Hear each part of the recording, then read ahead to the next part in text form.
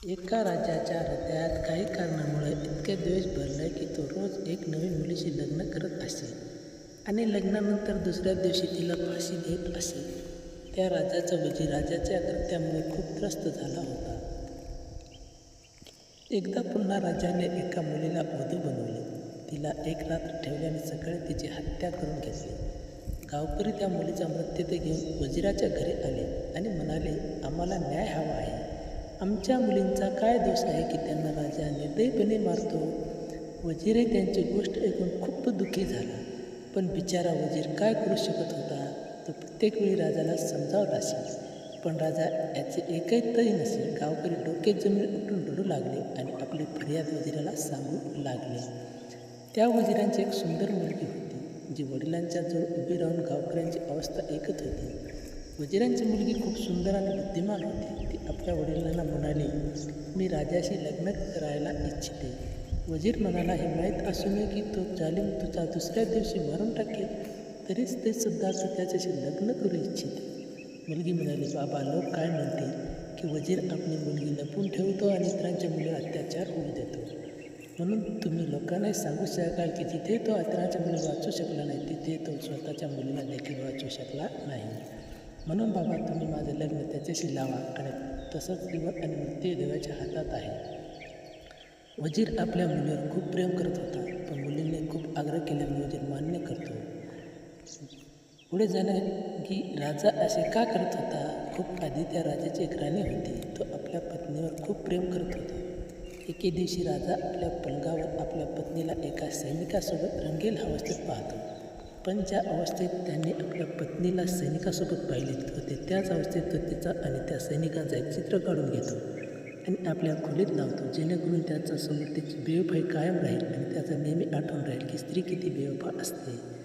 राजाच्या मनात स्त्रियाविषयी इतकी दोष वाढला की त्यांना सर्व स्त्रिया सारख्याच वाटू लागल्या.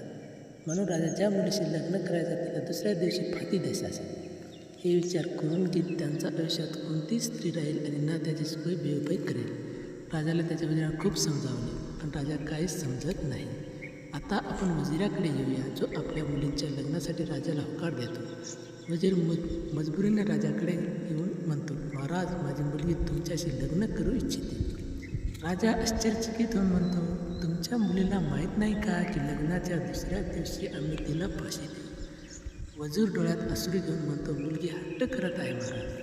राजा म्हणतो, जर तुमची मुलगी हट्ट करत असेल आणि तुम्ही तिचा हट्ट पूर्ण करू इच्छित असाल तर लग्नाची तयारी सुरू करा. आणि दुसऱ्या दिवशी वजिरांची मुलगी आणि राजांचे लग्न. वजिराची मुलगी आता राजाची राणी बनते. लग्नाच्या रात्री राजा वजिराच्या मुलीकडे पाहतो आणि पाहतच राहतो, कारण ती खूप सुंदर होती. राजा तिच्या सौंदर्याकडे पाहत असताना अचानक त्याच्या खोलीत लावलेल्या त्याच्या पत्नीच्या चित्राकडे त्याची नजर जाते. तेव्हा त्याच्या पुन्हा स्त्रियांची बेवफाई आठवते.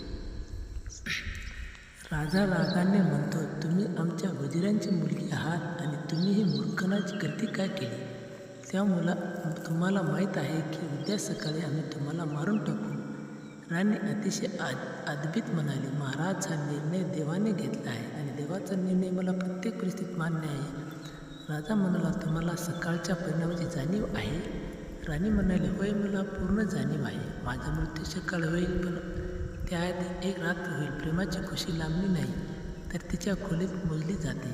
राजा म्हणाला, तुमच्या या भावनिक गोष्टीचा माझ्यावर काही परिणाम होणार नाही. राणी म्हणाली, मी एक रात्रीसाठी तुमची पत्नी आहे आणि रात्रीवर माझा पूर्ण हक्क आहे. त्यामुळे तुम्ही एवढे रागू नका. एक रात्रीसाठी तशी शांत व्हा.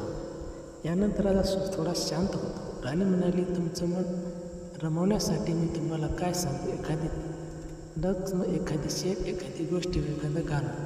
राजा म्हणाला, तू एक रात्रीची पत्नी आहेस आणि या रात्रीवर तुझा पूर्ण हक्क आहे. चल, तू एक गोष्ट सांग. यानंतर राणी खूप अद्भुत राजाला सरबत देते आणि गोष्ट सांगायला सुरुवात करते.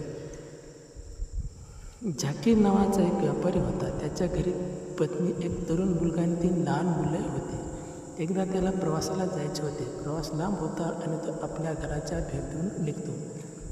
जाताना त्याची मुलगी झाकीरला खजूर देते आणि म्हणतो, बाबा, प्रवास लांब आहे, भूक लागली तर वाटेत खा. तो प्रवासाला निघतो. चालता चालता तो खूप थकतो आणि वाटेत त्याला एक तळ दिसते. तळ खाली असतं आणि तो उंच रस्त्यावरून जात असतो. तो खाली उतरतो आणि असा विचार करून की येथे बसून खजूर खाईन आणि पाणी पिईन. जॅकी तिथे बसून खजूर खात असतो आणि खजुराच्या गोळ्या तळ्यात फेकतो. अचानक तळ्याचं पाणी आटतं आणि तळ्यातून एक प्रचंड जिन बाहेर येतो. त्या जिनच्या हातात मोठी तलवार असते. जॅकी त्या जिनला पाहून थरथर कापू लागते. जिन जॅकीला म्हणतो, मी तुला आत्ताच मारून टाकेन, मारायला तयार हो. जॅकी म्हणतो, माझं काय गुन्हा आहे, मी काय केलं? जिन म्हणतो, अरे मानव, तू खजूर खाऊन कुठली तळ्यात फेकलीस, ती माझ्या निरपराध मुलांच्या घशात अडकली आणि तो मरून गेला. जॅकीर म्हणतो, पण मला तुमचं मुलं दिसलंच नाही. जिन रागाने म्हणतो, आम्ही जिन मानवांना दिसत नाही. जॅकीर रडत म्हणतो, यात माझं काय दोष? जिन म्हणतो, आता आपली जान वाचवण्यासाठी कारण शोधू नकोस. तू गुन्हा केला आहेस. मला माझ्या मुलांचा बदला घ्यायचा आहे. तू खुनाचा बदला, खून हाच न्याय आहे. जॅकर घाबरून म्हणतो, जर मला मारल्याने तुझा बदला पूर्ण होणार असेल तर मला मान्य आहे, पण माझी एक अट आहे. जिन म्हणतो, काय अट आहे? जॅकीर म्हणतो, मरणानंतर कबरीची मातीचं ओझं उचलू शकतो, पण लोकांचं कर्ज घेऊन जाऊ शकत नाही. माझ्याकडे लोकांची अमानत आहे, ती मला परत करायची आहे. आणि माझी एक तरुण मुलगी आहे, तिचं लग्न करायचं आहे. मला थोडा वेळ दे, जेणेकरून मी सगळं पूर्ण करू शकेन आणि मग तू तुझा बदला घे. जिन म्हणतो, जान वाचवण्यासाठी चांगला कारण आहे. जॅकीर म्हणतो, ठीक आहे, तू मला आत्ताच मार. मी कायमच्या दिवशी तुला गळा पकडेन. जिन म्हणतो, जर मी तुला वेळ दिला तर तू परत येशील का? जॅकीर म्हणतो, हो, मी माझी काम पूर्ण करून इथे नक्की येईल. जिन म्हणतो, देवाची शपथ घे. जॅकीर म्हणतो, मी देवाची शपथ घेतो की मी परत येईन. जिन म्हणतो, ठीक आहे, मी तुला 50 दिवसाची मुदत देतो. 50 दिवसांनी इथे स्वतः यायचं आहे आपली जान देण्यासाठी. यानंतर जॅकीर लोकांशी अमानत परत करतो आणि 20 दिवसांनी घरी परततो. जॅकीरने मुलं त्यांच्या वडिलांच्या 20 दिवसांनी घरी आलेले पाहून खूप खुश होतात आणि पत्नीच्या चेहऱ्यावर आनंद येतो. पत्नी म्हणते, तुम्ही थकले असाल, मी तुमच्यासाठी जेवण वाढते. हे ऐकून जॅकीस मन आतून रडत होतं. जेवण मी कायमचा जाईन तेव्हा माझ्या पत्नी आणि मुलांचं काय होईल? दुसऱ्या दिवशी तो आपल्या पत्नी आणि मुलांना भेटवस्तू देतो, ज्या तो व्यापार करून आणलेला असतो. पत्नी म्हणते, मला दागिन्याची गरज नाही, माझे खरे दागिने तुम्ही आहात. तुम्ही माझ्यासोबत राहा, मला आणखी काही नको. हे ऐकून जाकीरच्या डोळ्यात अश्रू येतात. जाकीरने एका कागदावर आपल्या आयुष्याचे उरलेले दिवस लिहून ठेवले आणि तो कागद आपल्या खिशात ठेवला असतो. तो रोज तो पाहतो आणि जाणतो की त्याचा आयुष्यात एक दिवस कमी झाला आहे. शेवटी तो आपल्या मुलीचे लग्न लावून देतो आणि तो सासरी निघून जातो. आता जॅकीरच्या मृत्यूची वेळ खूप जवळ आली होती. त्याला आपल्या घरच्यापासून दूर जाण्याचं दुःख आतून पोखत होतं. त्याला आपल्या लहान मुलीची आणि पत्नीची काळजी वाटत होती. माझ्याशिवाय कुठे जातील, याचं काय होईल? त्याची पत्नी काही न जाणता शांत झोपलेली असते, पण जॅकीरला झोप येत नाही. तो आपल्या पत्नीला उठवतो. पत्नी उठून म्हणते, तुमचा चेहरा इतका घाम का येतो? जॅकीर म्हणतो, हा घाम मृत्यूच्या भीतीमुळे आहे. जरा मला आरसा दे, मी पाहतो की मृत्यूची भीती कशी दिसते. पत्नी म्हणते, तुम्ही अशा अशुद्ध गोष्टी का बोलत आहात? देवाचे आभार माना, त्यांनी आपल्या इज्जत आणि मेहनतीची संपत्ती दिली आहे. यानंतर जॅकीर रडत रडत आपल्या पत्नीला सगळं खरं सांगतो. हे ऐकून पत्नीचा जीव काठाशी येतो आणि ते व्याकुळ होते. पत्नी संपूर्ण गोष्ट ऐकून म्हणते, मला सुद्धा सोबत घेऊन चला, तुमच्याऐवजी मी मरेन, त्यामुळे त्या निजामालाही शांतता मिळेल, जिनलाही शांतता मिळेल. जॅकीर म्हणतो, नाही, आई गेली तर मुलं अनाथ होतात, माझ्यानंतर मुलाची काळजी घे. जॅकीर रडत म्हणतो, जर माझी साठवलेली संपत्ती संपली किंवा काय आपत्ती आली तर मी तुला परवानगी देतो, तू दुसरं लग्न कर. पत्नी म्हणते, हे ऐकण्यासाठी मी जिवंत आहे का? काश मला तुमच्या पायाशी मृत्यू आला असता. ती रडत म्हणते, एका निष्ठावान स्त्रीचा एकच पती असतो. देवाने स्त्रीला आईचा मान दिला. ती आपल्या पती आणि मुलांच्या प्रेमात तुटून पडते. जॅकीर म्हणतो, माझ्या निष्ठावान पत्नी, आता आपल्याकडे संयमशिवाय दुसरा मार्ग नाही. पत्नी म्हणते, तुमच्या जाण्यानंतर वाईट परिस्थिती आली तर मी काम करीन, लोकांच्या घरी काम करीन, भांडी घासीन, कपडे धुईन, भीक मागेन, पण दुसरा लग्न कधीच करणार नाही. माझं सुख तुम्ही आहात, माझं अस्तित्व तुम्ही आहात. हे म्हणत ते आपल्या पतीच्या छातीशी लागून रडत म्हणाले. दोघे शेवटचा एकमेकडे पाहून खूप रडतात राणी ही गोष्ट सांगत असताना राजा म्हणतो, वा, अशी स्त्री जगात असते जी इतकी निष्ठावान असते. राणी म्हणते, या जगात काही स्त्रिया आणि पुरुष असे असतात जे पती पत्नीच्या पवित्र नात्याला खराब करतात. काही वाईट स्त्रियामुळे चांगल्या स्त्रियावरही बोट ठेवले जाते. हे ऐकून राजा विचारात पडतो.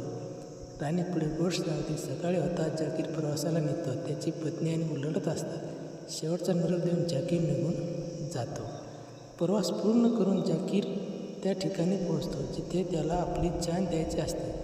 जाकीर जीनला हाक मारतो, ए जीन, मी आलो आहे. माझे 50 दिवस पूर्ण झाले. ये आणि माझी जान घे. आपला बदला पूर्ण कर. जीन बाहेर येऊन म्हणतो, ए धाडसी माणसा, मला आश्चर्य वाटत की तू अशा प्रकारे मृत्यूच्या तोंडात स्वतःहून आलास. पण ए मानव, मी तुला मारणार नाही. मी तुला माफ केला आहे. मला त्या दिवशी तुझ्यावर विश्वास नव्हता, म्हणून त्या दिवसापासून मी तुझा पाठलाग करत होतो आणि तुझ्या पदावर जाणून घेत होतो. पण आता मला कळलं आहे की तू खूप प्रामाणिक आणि चांगला आहेस. तुझ्यासारखे लोक जगात खूप कमी आहेत आणि मी तुला मारून एक चांगला माणूस कमी करू इच्छित नाही. एक धाडसी माणूस मी तुला माफ केला आहे.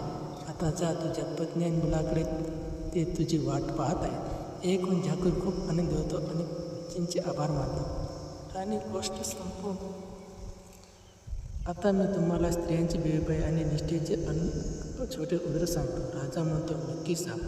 राणी म्हणते, एक राजा तो ज्यात 4 पत्नी होत्या. त्यापैकी एक मध्ये सगळी साधी आणि निरागस होती. बाकी 3 पत्नी खूप सुंदर, गोऱ्या आणि चतुर होत्या. पण राजा त्या सगळ्या पत्नीस जास्त प्रेम करत होता. एक दिवस त्या 3 पत्नी विचारतात, आपण आम्हाला इतकं प्रेम करत नाही जितकं त्या सावळ्या पत्नीवर करतात.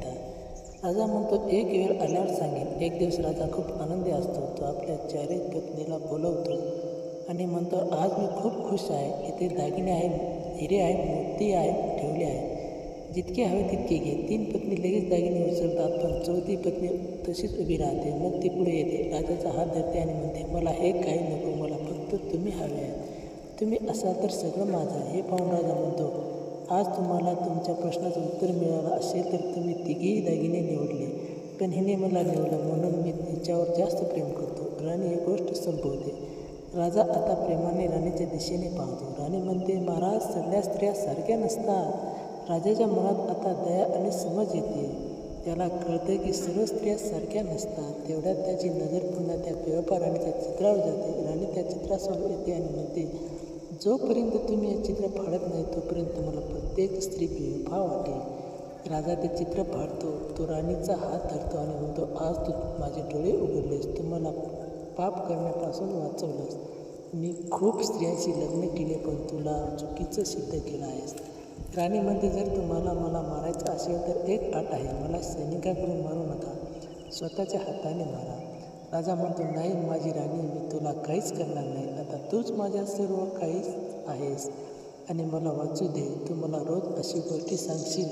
राणी म्हणते, हो महाराज, मी तुम्हाला रोज अशी गोष्ट सांगेन. यानंतर राजा बदलतो. तो कोणालाही मुलीला मारत नाही.